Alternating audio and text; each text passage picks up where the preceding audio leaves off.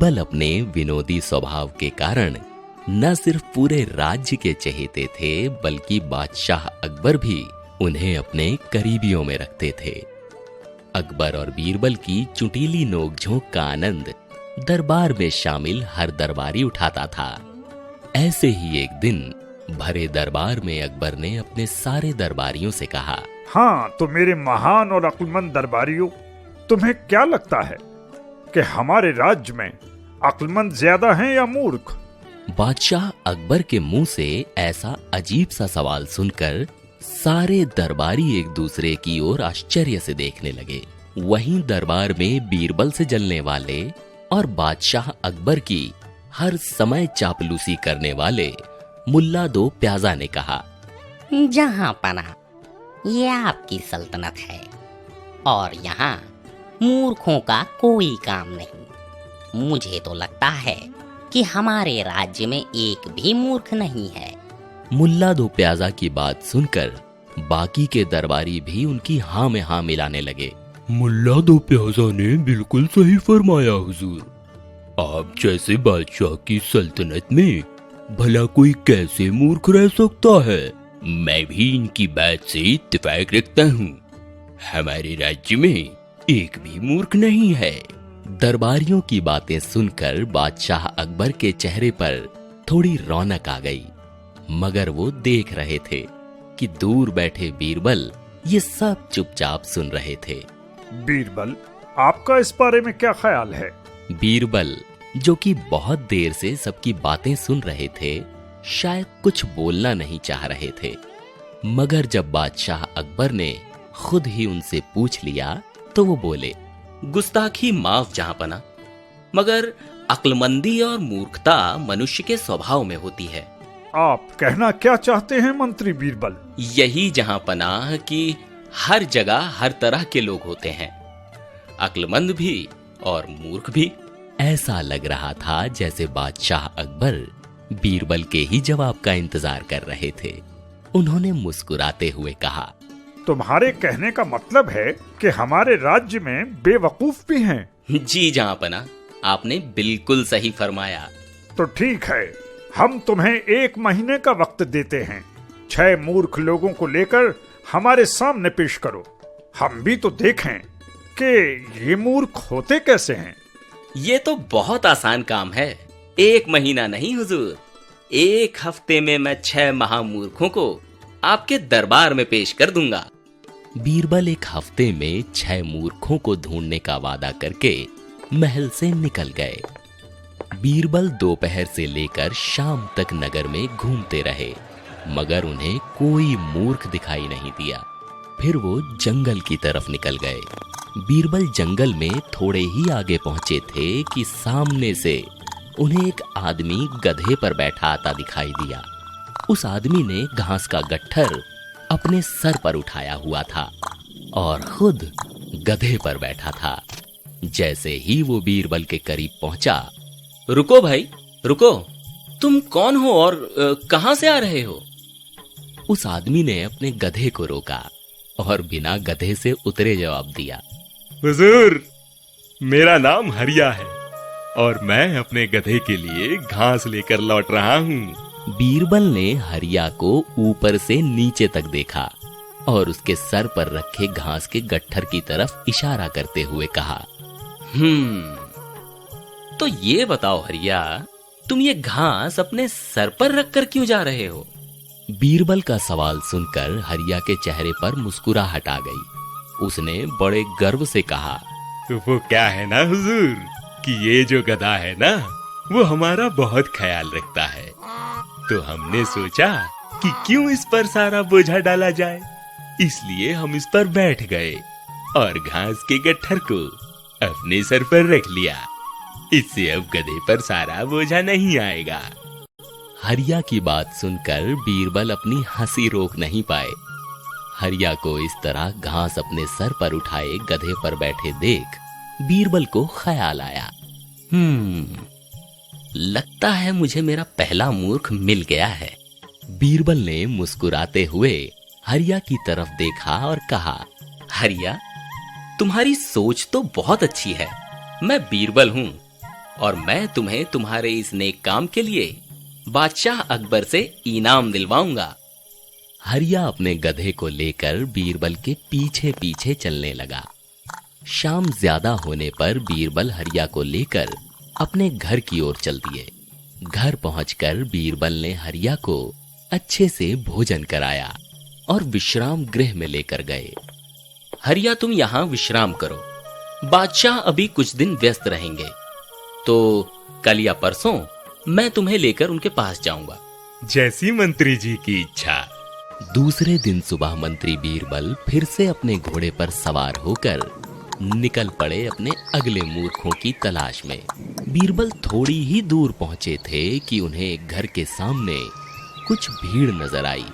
बीरबल घर के बाहर जमा भीड़ में से होते हुए जैसे ही घर के सामने पहुंचे, उन्होंने देखा राजू और गंगू, दो भाई आपस में लड़ रहे हैं। अब तो मैं मेरा शेर तेरी गाय पर छोड़ दूंगा।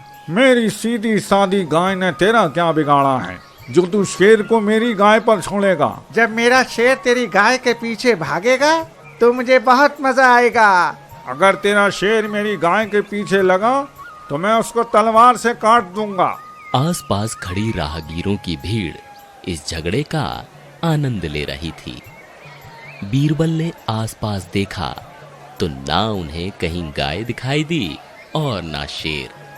उन्होंने गंगू और राजू को लड़ाई करने से रोका। रुक जाओ दोनों, किस बात की लड़ाई है ये? बीरबल के शाही कपड़े और रुतबे को देखकर दोनों भाई घबरा गए। गंगू ने कहा, देखिए ना हुजूर, ये राजू अपने शेर को मेरी गाय के पीछे लगाने लगा है। हुजूर, ये भी अपनी गाय का दूध मुझे देने से मना कर रहा है। मैं भी मजबूर हूँ हुजूर।